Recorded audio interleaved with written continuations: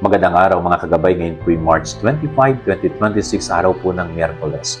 Ngayon po'y kapistahan ng Mahal na Birhen ng pagpapahayag ng mabuting balita tungkol sa Panginoon. Yung The Annunciation of the Lord sa ating Mahal na Birhen.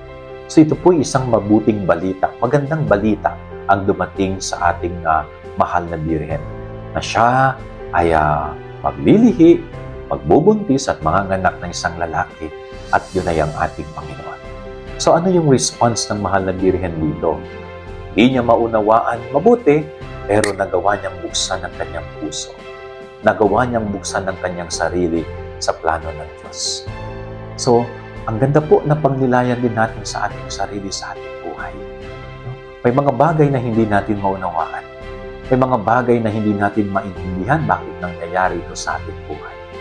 Pero kung bubuksan natin ang ating isip at kalooban sa Diyos, makikita natin maunawaan ang plano ng Diyos sa ating buhay. Yan ang ating gabay araling maghapon. God bless po sa inyo lahat. Pagpalain kayo ng Panginoon.